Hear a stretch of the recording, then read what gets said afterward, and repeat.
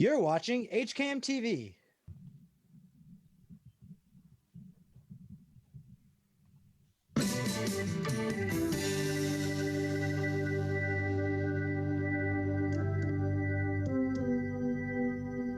And more specifically on HCAM TV, you are watching the Hopkinton Hangout Hour, live every weekday from 2 to 3.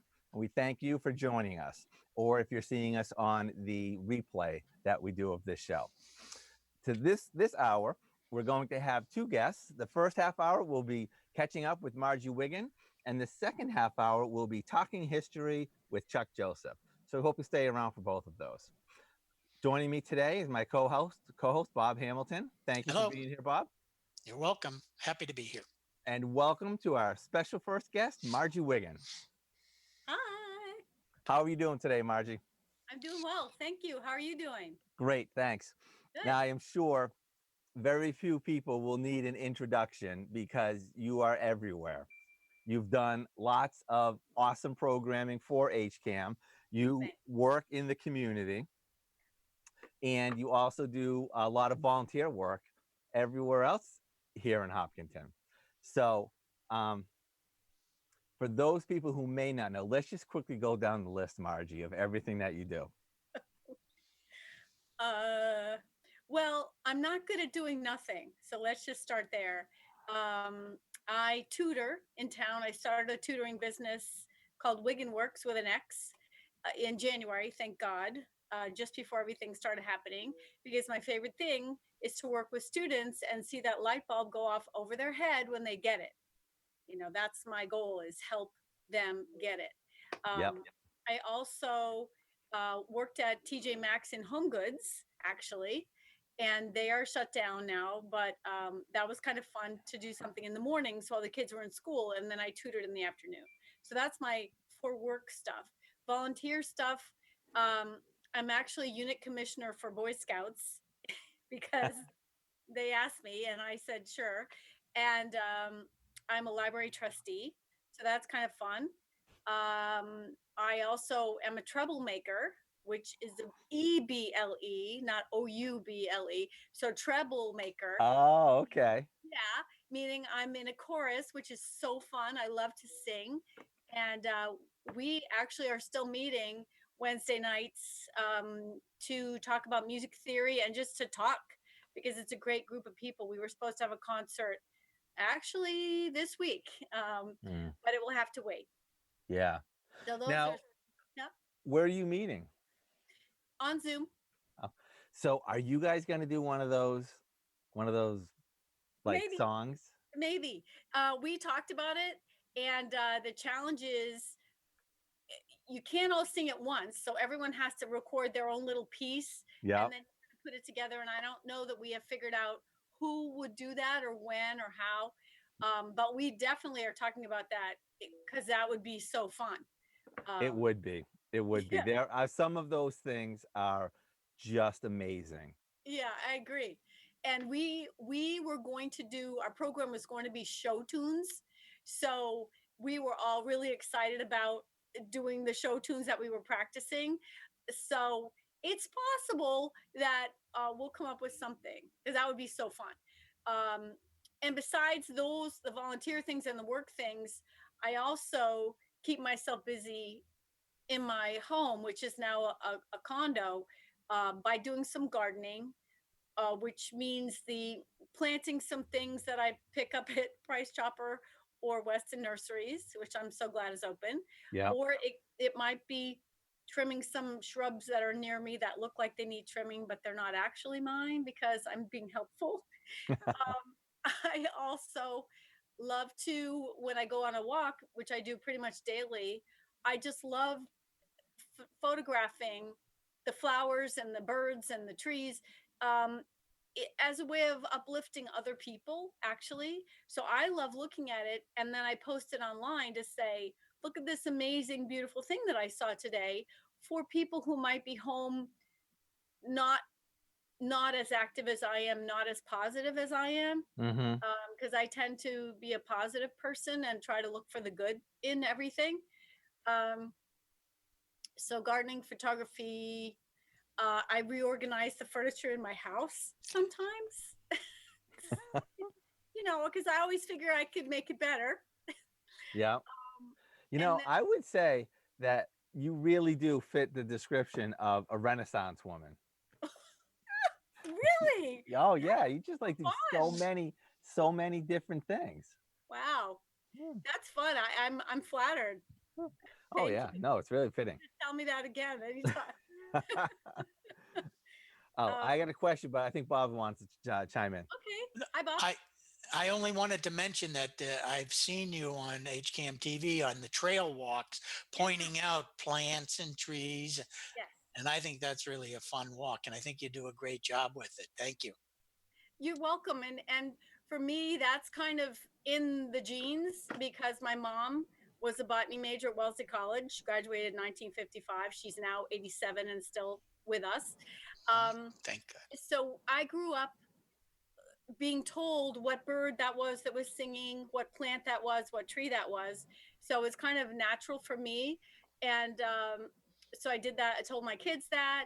And actually, my mom and dad met while my mom was a nature counselor at Camp Aloha, and he was at Camp Awatka, or the other way around, I forget. And so actually, I'm now a nature counselor at the camp that I've worked at in Weston called Meadowbrook Day Camp. Been doing that for 32 years, maybe. I started when I was 5. No, I'm kidding. So yeah, so as a nature counselor, I love, and again, a teacher, I'm so excited to be able to do that trails show and be able to teach and show everyone else what I think is really cool in nature, because I don't know that everyone knows the difference between one tree or another tree, or why a certain plant grows like this. Or so thanks, Bob. Yeah, that's You're something welcome. that I really love to do. Yeah. So You yeah, know, and I caught myself on Character Matters a few times, and it makes me laugh every time because that was so fun. I did that in the fall of 2016 as a way of role modeling good character, because I was looking at some adults on TV that were not showing great character. I started with honesty, and I thought about what character could I dress up as to show that character trait. So honesty was George Washington, etc. This week it's generosity, and I thought of Horton from Horton Hears the Who, which required me to dress up like an elephant, which totally mortified my daughter, but that's my job. So that's how it is. And yeah, I'm always thinking of things to do to help others, and a lot of times I am also entertaining myself at the same time. So that's really great. While you're talking, yeah. a question came to my mind, and what I'm really wondering, Margie, could you describe the environment that you grew up in? Because I'm curious to see what made you. Okay. So do you know, the first thing that popped in my head was Steve Martin in, I forget what movie that is, but I'm not gonna quote him. Anyway, I was born to my mother. Actually, let's go back. My mother was born in China because her parents were missionaries. So I have a missionary spirit, I think, to me, which is helping others. I also love all cultures and all people, not all people, but I'm I just I'm a global, I have a global family. Um, my dad is the son of a doctor and a nurse. So his father at one point told him to live a life of service. So I grew up in this family of people who tried to help other people. And we took day trips every weekend. We were driving somewhere to look at nature. I remember going up to Fruitlands, which is up near Harvard, Mass, because that was the Alcott family estate or whatever. So things where we learned things, things where we valued nature, valued being kind to other people. My dad was a tenor soloist in our church in Newton, where I was growing up in Waban. So I went to church, just learned about how to be nice, to do unto others as you would have done unto you is a big thing. My dad ended up being starting a company that sings in nursing homes and a nonprofit. So we just really, and the other thing is, I had 3 siblings, so there was some sibling warfare is what came to mind, but it's rivalry. And so as the oldest, I had to be really responsible and tell everyone else what to do. That was my job. And But you don't do that now. yes, a little bit, No. a little. So, but I had to.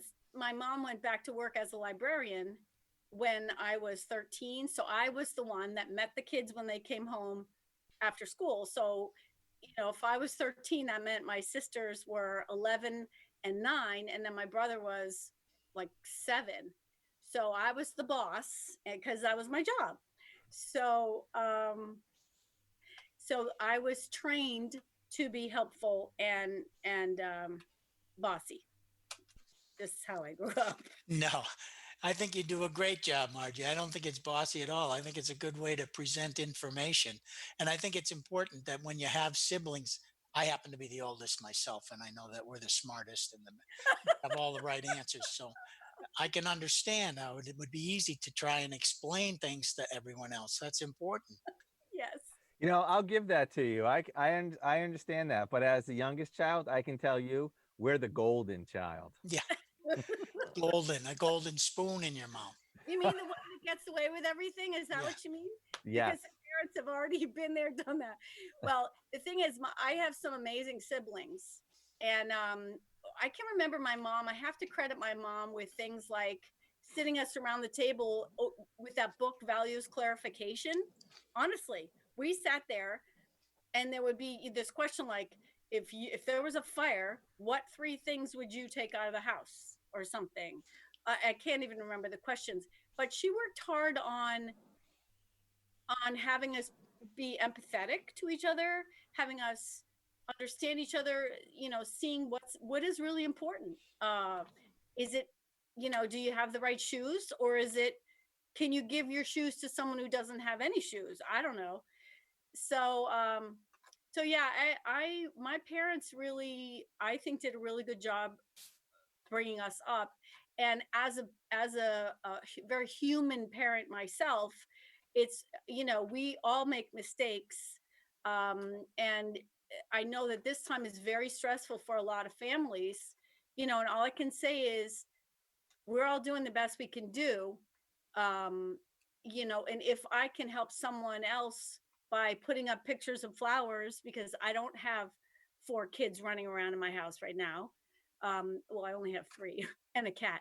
But it is a hard time. And I think something that's really important is honoring the differences and supporting each other, not rigidly. There's no shoulds right now. People shouldn't should on each other.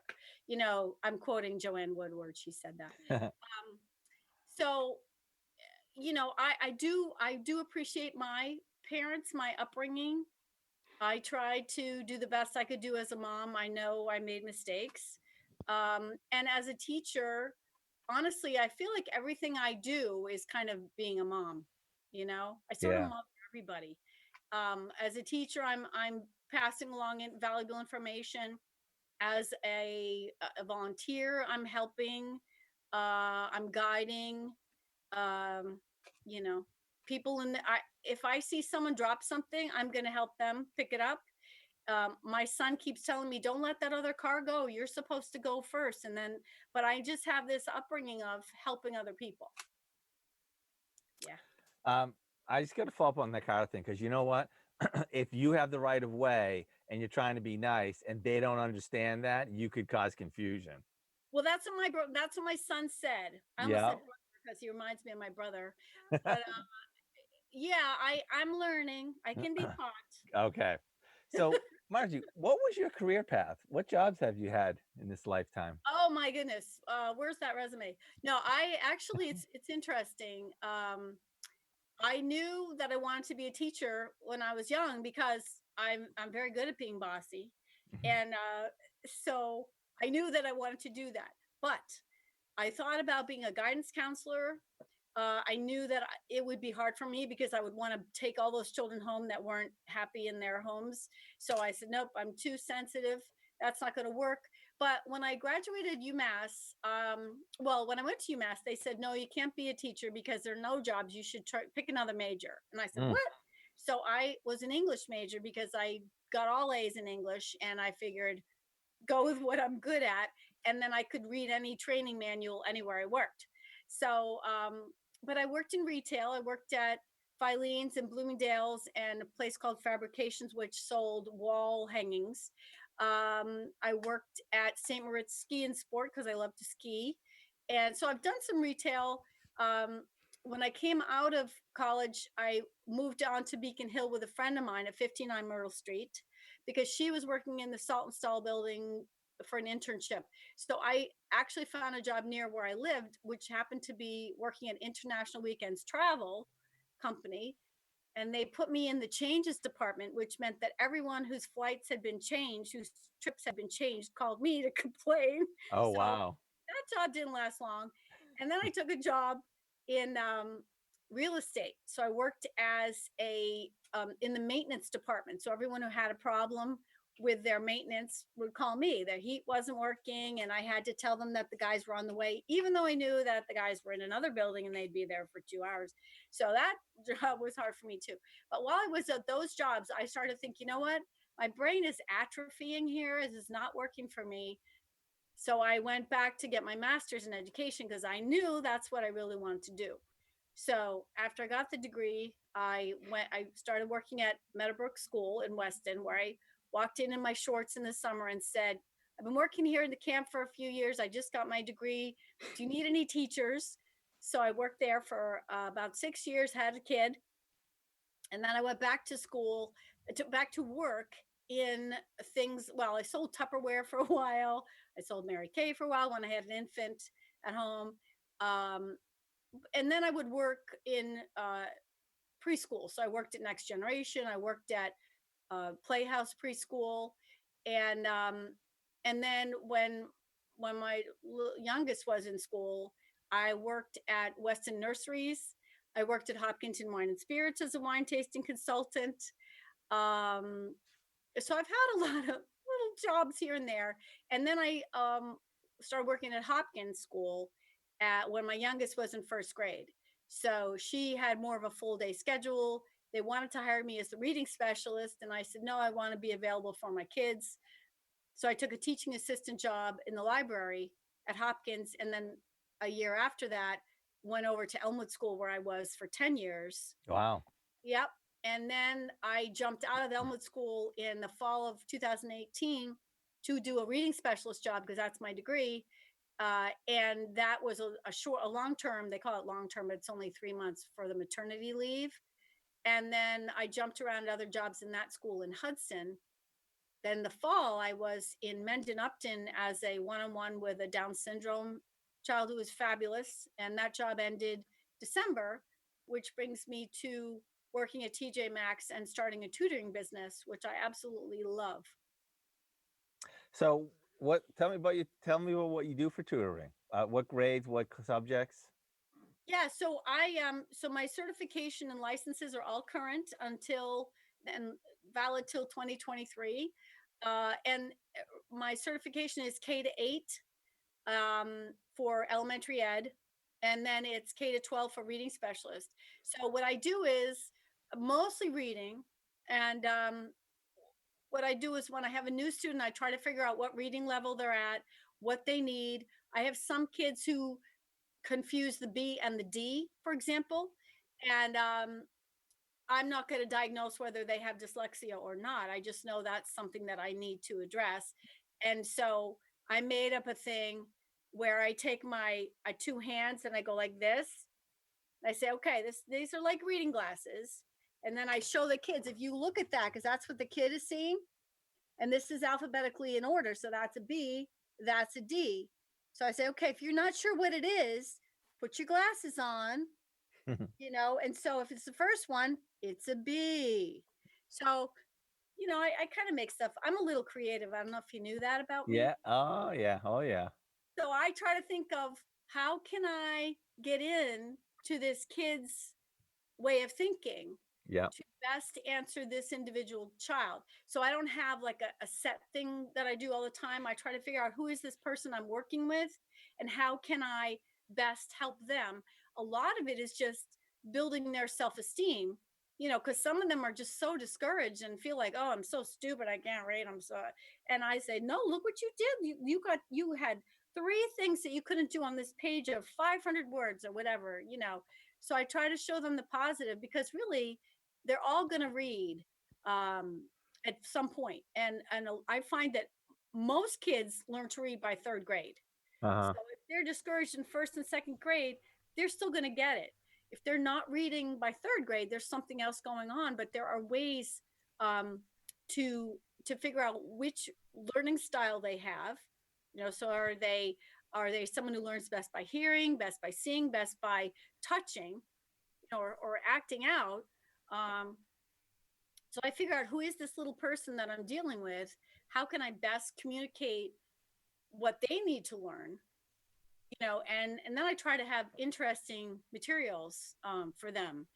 So if it's a kid who's interested in robots, then I'm going to try to find books or materials that appeal to their interest. So it's a high interest thing. So they're going to want to take the time to read whatever this is. If it's boring, it's Just harder. that makes me think, seeing what you have done on Character Matters and all the characters that you have just like pulled out of a hat and put together. What are some of the things that you have done to connect with your students? Yeah. So I can't go too far out there because I still have a certain amount of things I need to accomplish. And but some of what I do is I ask them. One thing I did recently was I had a kid generate a poem. So this is a kid that doesn't feel like they can read, and so I said, all right, so let's pick an animal. So then I had them pick the animal, and then I said, okay, tell me something about the animal. So I was just writing down things while they were talking, and I said, look, this is what you just did. So I take their input and I turn it into a finished product that they can say, well, wow, you did that. So I don't pull out the crazy hats and the wigs. I mean, Yeah. and also, some of these too, because I've just been working with them since January, some of them just really for a month. I don't want to scare them by being too weird at the beginning. Right. Is it? But I do play games. I play games to get them interested. Right. Yeah. I assume, are you Zooming these tutoring now? Right. Well, it's interesting because I am Zooming. I transitioned to Zoom right about when the governor shut down. So I was still trying to go to people's houses and feeling like, I don't know. But then when he said that, I was like, okay, nope, this is not a thing. There was one child to whose house I go because that particular child needs that. The parents want that. I know that I'm good, and that's, so I have to try to accommodate that one particular kid. So we're just really, careful about how we proceed in the distancing and everything like that. But yeah, Zooming is a blessing in this time. Brilliant, whoever thought of it. And I think going forward, we're going to see a change in the way business is done, in the way education is done, because of what we've figured out in these times actually is okay. It's okay not to have a million cars on the road so that the sky is clear and we can see the stars or the birds or whatever. It's okay that the animals are comfortable and can come out more than they used to because there's not so many people. So it'll be interesting to see what changes happen as a result of this. So in addition to the troublemakers, what other creative outlets are you pursuing now? What are you doing to keep yourself energized? Well, first first of all, I'm one of those people that wakes up without coffee. I don't even like coffee, so I'm kind of like this all the time, just because. I sleep well, but the gardening is, I love working with flowers. I love photography. I try to go for a walk. I do yoga. I meditate twice a day. I um, I really try to appreciate the beauty all around me all the time. And clouds, I think, are really cool. Dead Uh-huh. trees, really cool. So some of that just, just living in, I hate to say this, it's trite, but an attitude of gratitude. And I'm not always like this. I mean, certainly there are times when I get upset and something happens that I think isn't fair or isn't right. And I'm like, what was that? But yeah, and I've been doing some baking. Actually, I'm working on a cookbook.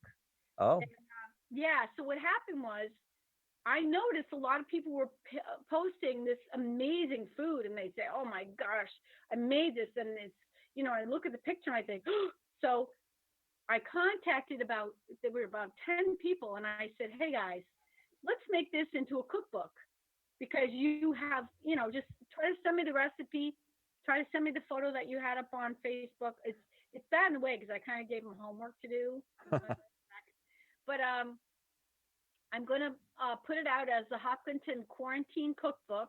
I haven't decided if I should write it QUOOK Cookbook, or that might be too weird. But and then the thought is to sell it.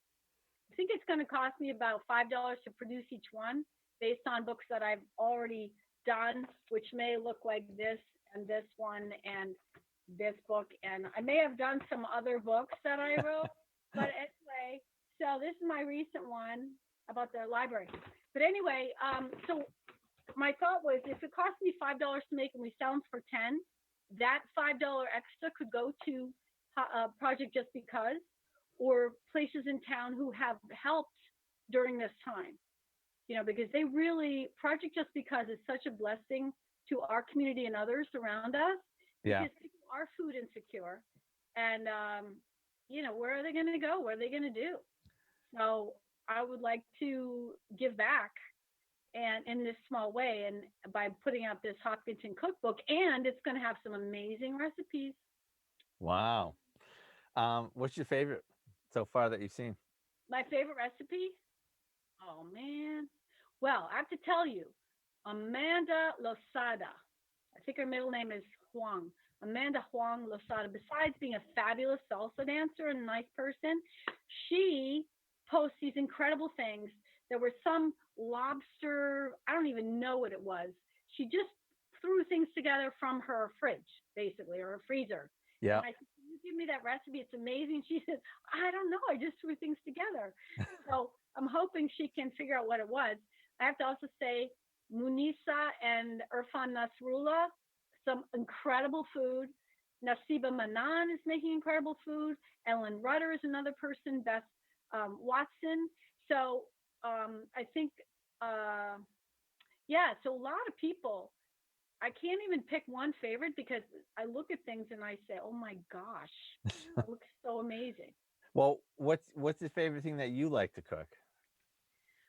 Uh, Or one of them, I should say. yeah. So in growing up, my mom was not a great cook. Um, she would like to do easy things without a lot of sauce. So I like simple, plain tastes. And so one thing that she would make out of the I Hate to Cook book, coincidentally enough, was called Martha's Company Casserole. And I don't know where she got the name. I forget the story, but she would put a little name in each recipe. So it involves egg noodles, cream cheese with chives, Uh-huh. and pasta sauce. So what I did was I figured out I don't have to make a casserole. I'm just going to make some egg noodles, put some spaghetti sauce in, stir in some cream cheese. Voila. Wow. C'est magnifique. Awesome. Yeah, it Well, actually tastes Margie, Yeah. this has been an exciting, energetic half hour. And thank you for sharing your passion and all the different interests that you have. It's really, really cool to hear about. You're welcome. The next time you come back, I want to hear more about those books that you've written, because I haven't seen all of those yet. Okay. All right. Thanks again. Take care, and we'll see you next time on the hour. Stay well. Okay. And coming up next, I am about to hand over the hosting reins to Bob Hamilton, who will be co-hosting with Tom, having a very interesting half-hour discussion about Hopkinton history with our favorite Chuck Joseph. So welcome, Chuck, and take it away, guys. Hi, Chuck. Welcome in from Hey, Bob. the How are you? waiting room. And Thank you. you're welcome. And you can see that Tom Nappy's here with me. And we'd like to get started. If you can tell us, a lot of our viewers haven't seen you on our HCAM show before. I know you've been involved with basketball coaching a long time ago at the high school back in, I think it was 85. My daughters might have even had you for a teacher at that time. But we'd like to talk something about the history of Hopkinton and your history of Hopkinton. Sure. Well, Bob, there's a million different directions to go in. You know, there's kind of the really early history as to how Hopkinton got started, and then there's the more stuff that we have around the 1880s forward, where we have photography that really kind of captures some of the industrial era as it began in the latter part of the 1800s into the early 1900s, and then it went dormant again. You know, for the early part of the 1900s, and then of course was resurrected in the 1970s till now, where we've seen our biggest period of growth. Well, that's a long history period, but I know I came to Hopkinton back in, I think it was 73 or 74, and raised two daughters here, and I've been here ever since. I didn't know you wanted to go back to the 1800s. That's a lot of history. Well, there's a million different ways to do it, you know. One of the things we could do is we could just take a look at some photography, and that sometimes stimulates people, you know, in terms of what they want to look at and all that. Yep. So if it's all right with you to share a screen, Bob, would that be all right? Yes, if you can get it to share, it should be able to. Let me see what I can do here. Yeah. So you guys, can you see where I'm at right now? Yeah, we see. All right. So this is of pictures. Yeah. Let me kind of walk people through. I'll pick out a few pictures that we can kind of play with. Okay. So this is a great shot. This is one of my favorite pictures of Hopkinton. This is around the 1890s, somewhere in there. This is a shot of what today would be Middlesex Bank and the pizza place, Bill's Pizza. So the central building, I don't know if you guys, can you see my cursor if it's on the screen here? Yes. Okay. So this building right here, the Park House, was the second hotel that was there. There was a Highland House before that. And it's a beautiful, beautiful wooden structures. I mean, absolutely gorgeous. There's a bank over here on the side. And if you kind of spend a little bit of time with this, you'll see that there's an arched way back here for horses to come in there. It's called the Hotel Livery Stable. So you bring your horses out back and board your horses overnight and then stay at the hotel. And this was a swing period, if you will, because we have hitching posts here along the street, but we have our first electricity lines coming through up at the top here. So this is right around the 1900s. We have a bicycle here as well. And so you get to kind of see Hopkinton. Yep. So this is a picture of what would be today the town hall. So this was the second town hall that was there because we lost a lot of buildings by fire. Let me go back a little bit here if I can. This is a kind of the same period, if you will. Are you guys seeing the photograph that's up here now? Yep. Yeah, so this was that bank that was there. Right. This was the Park House that was here. This would be today what is Bill's Pizza. We're right next door. And you can see that there's a trolley car here. Oh, yeah. So Hopkinton had trolleys that came through. There's also a horse and buggy. Now, was that building in front of the trolley, was that the town hall at the time? So this is post 1903, because this building was constructed in 1903, the current brick town hall. That's the third town hall on that site. There was two wooden town halls on that site before, both of which burned down and I believe the last one was in 1890. And then it took them about 13 years, and there was a huge debate in town hall about should they build another wooden one or should they build it out of brick. And it's kind of the Three Little Pigs story. You know, they said, well, we lost this one by fire twice, so we're going to build the next one by brick. And lo and behold, they did, you know. But they didn't have any problem with flooding in that day. No, they did not. Actually, they did in the basement. So that's been around for a while. But it wasn't a fire system that caused it. Yeah. And then this is a big granite water trough for horses right here, which still, I believe it's out behind the fire station now. That same one that was moved. So there's a lot of really cool stuff in here. This is kind of the 1930s, same location. All right, you can see that there's much more electrical wire in there. This was a furniture store in here that eventually burned down. This is, you know, right where the Thai restaurant is now. Yep. That same wall is still there. That's the wall that my wife always told the kids, don't go sitting on that wall. Right. That's exactly right. And this is the 1930s also in the center of town. This goes up to the 1950s now, 1960s, where I don't know if you're Brown and Smith's used to be the old breakfast place that was there. Yeah, I remember that. And of course, that's what's there today. And so this was on the corner of, this is where the gas station is now, you know, right on the corner of 85 and 135. Right. And it was the Hopkinton Cleaners back then, and that came down. But we have a million different things we can do here, you know, in terms of what you want to go see. Yeah, there's the state. Oh, what is that? Thompson's Boot Manufacturer. Yeah, so Thompson's Boot Manufacturer, and if you look, I can't blow it up with the current software that I have it on right now, but this little sign right here says Grove Street. So this was the boot factory that is where CVS is today. Oh, yeah. And so this is Grove Street going up and Main Street running in front. Now, when did that come down? Do you know? Yeah, so that came down. It would have been early 1900s. Oh, because this was a big boot factory in the 1800s. And if you blow this up, you can actually see people in the window. Some of the people who are working in the factory. It's really a lot of fun. yeah. And this was their post factory. This was the town barn for a lot of years. Is this down by Ash Street?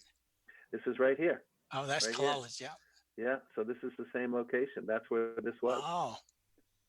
So if you go back a little bit, this is looking down from town hall towards 85.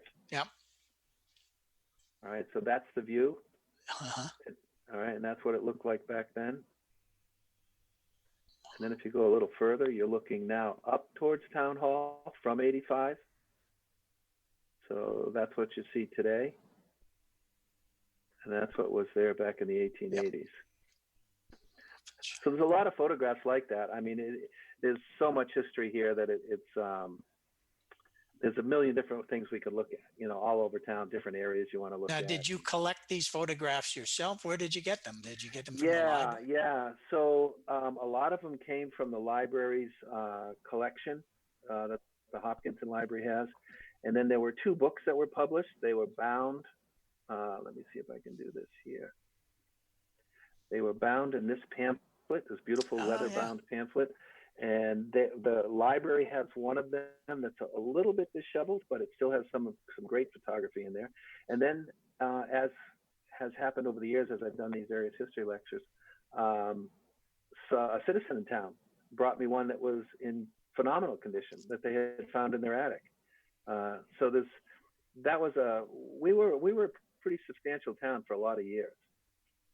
Chuck, do you have a favorite time period that you like studying the most in Hopkinton history? Yeah, well, there's 2 really. I'll tell you, Tom.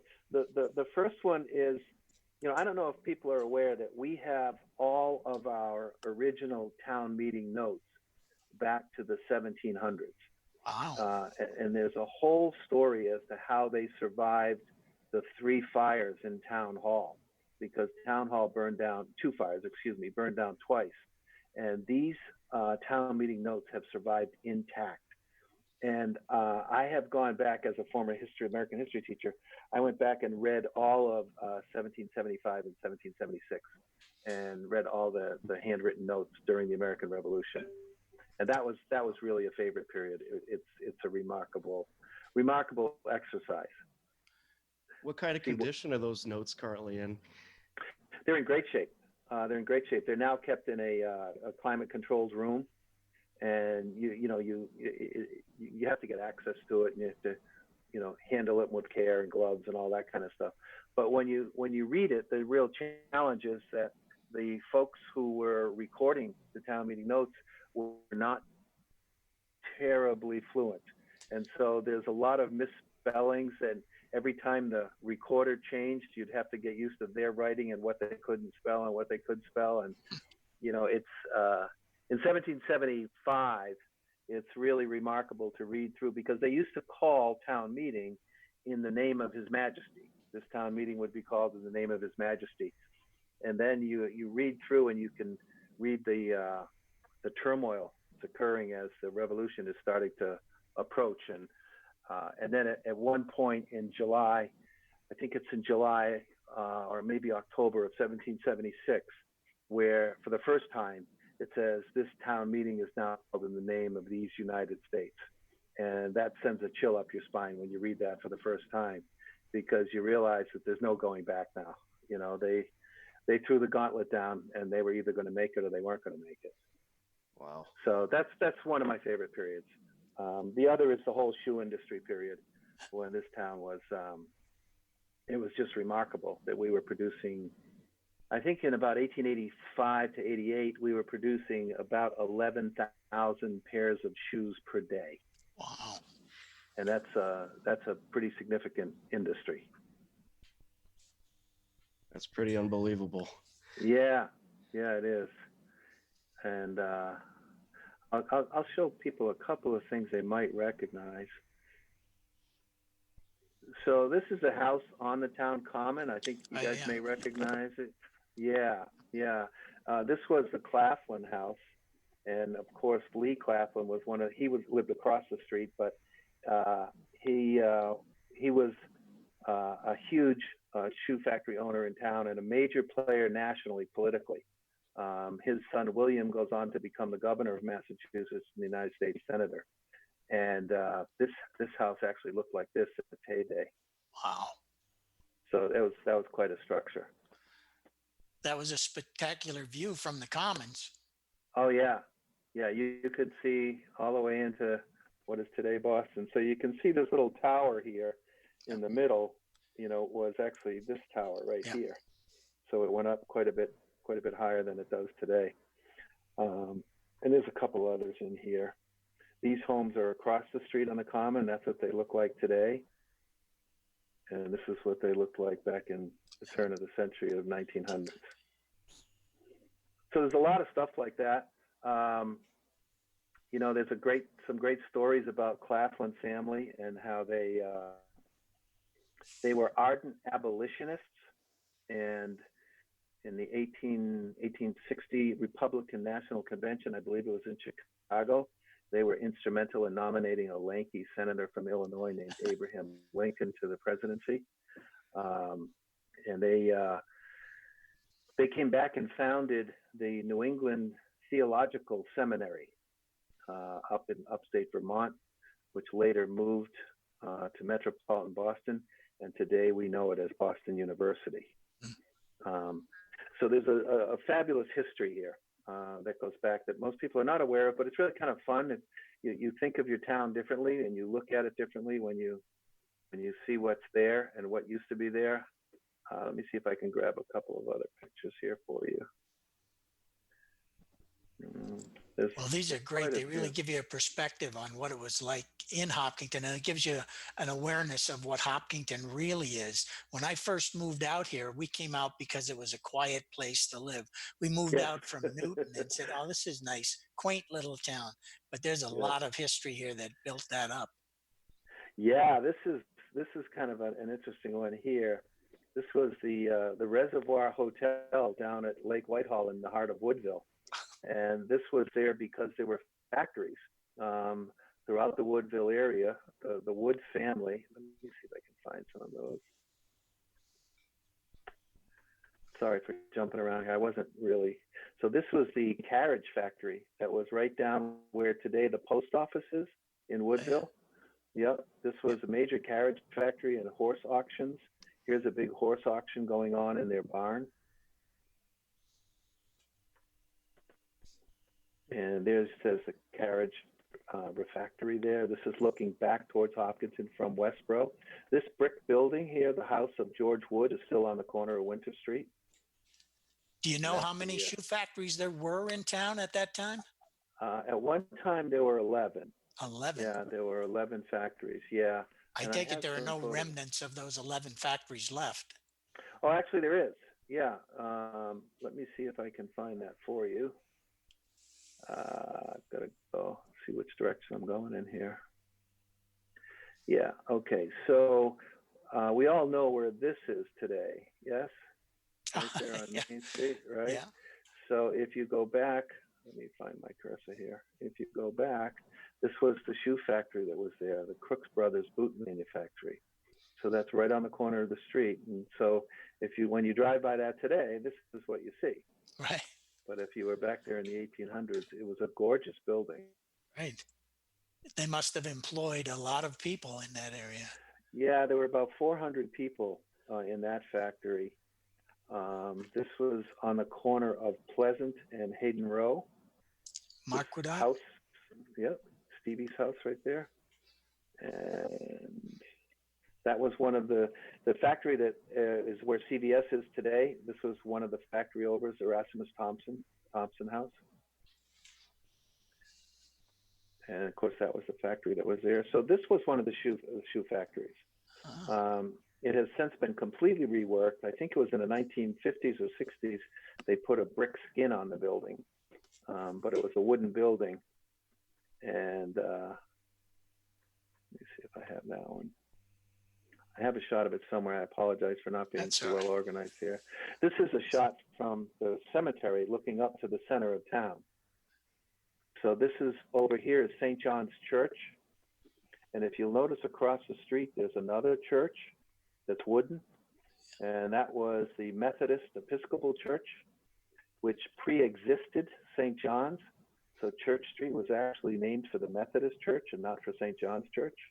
But now that the Methodist Church is gone and St. John's is standing, everybody assumes it was named for St. John's. This is where our current town hall is today, and that was a magnificent shoe factory there. Yeah. Wooden structure. Was there a certain resource in Hopkinton that encouraged all this shoe and boot? Yeah, it's a great question, Tom. No, actually what happened was, and I'll see if I can pull that out for you. This gentleman right here, this is how shoes used to be made. They were hand stitched. So you would take the upper shoe and you would stitch it to the leather sole in the bottom. And that's why in the center of Hopkinton and a lot of what we call the shoe houses, the little kind of similar vertical 10 by 20s and 20 by 20s, there's a little shed on the back, and that's where this shoe industry began. And then a gentleman in Hopkinton, a young man named Joseph Walker, figured out that he could attach the soles to the uppers using wooden pegs. And he started the whole method of pegging. And then in conjunction with some engineers from Worcester Polytech, they incorporated the steam engine to create machines to peg those shoes. And they could peg a shoe in about 14 seconds. And so that's when all those resources came together to change the whole shoe industry as we know it today. Wow. And Yeah. we do have a YouTube question. Our good friend John Ritz wants to know, what were the nationalities that settled in Hopkinton initially? Sure. Well, initially, we had, of course, the British were the first to settle here. But early on, there was a Scotch Presbyterian group that was very much part of the early settlers. And there was quite a bit of discord between the different religious sects, the Congregationalists from the British side and the Presbyterians from the Scottish side. And at one point, there was not a significant separation of church and state back then. So the taxes were collected by the minister and were administered in that fashion. So I'm not exactly sure how that all worked out, but that was the system back then. And at one point, the Scotch Presbyterians refused to adhere to some of the Congregationalist rules, and so they were expelled from the town. They were just thrown out. And so the Scottish went to Western Massachusetts and started a town out there called New Glasgow, and that's, I think it's called Blandford today. But there was, and then when to your point, Tom, in the 1850s, when the shoe industry was taking off here, there was a tremendous need for labor, real manual labor in these factories, which coincided with the potato famine in Ireland. So the vast majority of young women who came over into Boston found work out in the shoe mills in the western suburbs, and Hopkinton was one of those places. In fact, there's a great picture here. This is a picture of some of those young girls and young men who worked in the factory. This is the Bridges Shoe Factory, which is located right where Town Hall is today. And you can see the people standing in the doors here. There wasn't a lot of OSHA rules on safety back then. But if you take a look at the faces of some of these, this is one of my favorite pictures of Hopkinton back then, because I think it captures the industry of the time. And back at that time, of course, this is the fire of 1900. There were 3 major fires that actually destroyed the shoe industry in Hopkinton. What caused this particular fire? Well, there was a lot of controversy about what caused the fires, whether or not they were deliberately set or whether or not it was the chemicals that they were using to tan the hides. And it devastated. So what we would know as the Town Hall side of Main Street is the side that burns 3 times. And here you can see that the Congregational Church, this is the second Congregational Church on that site. The first one had burned down in the fire of 1880, and then they built this gorgeous church. This was probably one of the most beautiful wooden structures in all of Hopkinton's history. And then this bell tower was taken down in the 1939 hurricane. Did a lot of these shoe factories that are built of wood in Hopkinton predate a lot of the factories that we see up in Lowell that are all built out of brick? Yes, they do, but Lowell, yes and no, because Lowell was primarily, it was a textile industry, and I think it was wealthier, it was a little more centralized, and I think it had a little more money to build their factories from the beginning. But if you look over here, you can see that's that old hotel livery stable sign that I had showed you before. And you can see these buildings, the 1900 fire, that was what was left of that huge factory where Town Hall is. So it was very hard for the town to recover from these. That's that whole side of Main Street's wiped out in 1882. This is looking down Hayden Row Street from up near the high school. You can see there's a lot more trees back then. Of course, this is the whole fire department. This was the Woodville Fire Department, and that's their pumping, and they won the state championship in terms of firefighters who were all volunteers back then. So anyway, we could go on and on. This is Yeah. I don't want to bore you guys to death. You're not boring us. Oh, You're no, not this boring is, us this at is all. great stuff. Yeah. This is I always like this one. This is this, if you can see the shoe industry over here, Hopkinton had its own currency. And you got to remember that there was not a centralized currency pre-Civil War. And this currency of Hopkinton Bank, which was worth $2, which was a significant amount of money back then. And the depiction was of the shoe industry in Hopkinton. Wow. Could that only be used in Hopkinton? No, that was tied to the reputation of the bank. So in the state of Massachusetts, this was legal currency. Wow. Yeah. this goes back to the Healing Springs down at Lake Whitehall. Anyway, we could go on and on. You know, there's all different facets to it, to our history, and I'm not sure if how you want to proceed from here, but I just thought I'd give a little sliver of what's out there. Well, that's good. We have about 5 minutes left in our show. If you had others you wanted to show, that would be fine. But Sure. Well, I'll show a couple of iconic ones that people. oh yeah. So this is the Stone Tavern, which was known as the Valentine Tavern, the Valentine family, which this is a current photograph of it. There is lore that Washington stayed here on his way to taking over the troops in 1776. However, there's no written documentation that I've seen of that. This is a really early one, about 1880, 1890, of that same building with a picket fence around it and so on. And here's one that's it's hard to say that these are valid, these handwritten dates in the bottom. I don't know who wrote them and when, but it appears as though this would be right, because there is a primitive electric pole right here that we can see. And what's interesting to me is there's a windmill in the back that was powering something at that point. So it's obvious you've spent quite a bit of time looking at these photos to pick out all those little things that when I look at them, they don't jump out at me. I'm glad you're there to point them out, because they're very important. I think this picture, which is Woodville, if you travel through where 135 bottoms out down by the reservoir, the small reservoir, and starts coming back up over by Winter Street, this appears to me to be one of the earliest prints we have in Hopkinton. This was an old cotton mill. One of the, probably the third cotton mill in the country was constructed here. And Woodville was a major manufacturing center. That's what's where the Reservoir Hotel is today. Let me go back a little bit more here. Oops.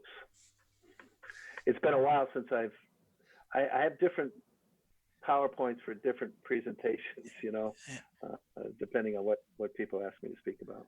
Do you have a particular favorite historical structure or building in Hopkinton? Yeah, I do. I don't know. Let me just see if I have a photograph of it here. It'll probably be towards the end of this. Let's see. Yeah, this is it. This is, I think, just a magnificent wooden structure. This was the second Congregational Church. It's where the Korean Congregational Church is today. It's right across from the town common.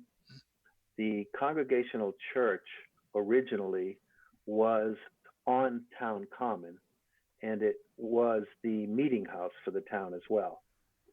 And it was constructed, I believe, around 1740-ish, and was on town common until they built the first wooden structure here, Congregational Church, across the street. And that's when they separated church and state, literally, and they built a separate town hall. But this building, to me, is just beautiful. It's a remarkable piece of architecture that I wish it was still there today, because I just think it's gorgeous. Wow, this is great, interesting stuff. I could certainly watch you do this pretty much all day. Yeah, well, we're about to. Some folks have asked if we would do a new round of historical talks at some point in the coming year. So we're looking to prepare one on the intellectual history of Hopkinton, because there's quite a history of philosophy here. That's really good, Chuck. That's really good. Mm. This is really nice presentation. We've got about a minute left. So sure. If you could stop sharing this, and we can. Yep, I'll jump right out right now. Yeah. Well, thanks so much for showing us this. Sure. Yeah. My pleasure. Glad to be able to jump in with everyone. No, it worked out, and I'm sure there'll be a lot of comments from this one, and hopefully we can have you back again and organize this so that you can take us from 1775 up to 1875, and then. Sure. Yeah, whatever you guys want, we'd be happy to pull something together. Well, thank you. That was very nice. We appreciate your guys. time. We're going to have to go right. now. Hopefully, Matt right, thanks, Clark everyone. can come in and tell us what we've got coming up this week. I would, but we do not have time. Okay. That's my fault for not watching the time closer. Well, thanks for joining us, everyone, on the Hopkinton Hangout Hour. We'll catch you on Monday at 2 p.m.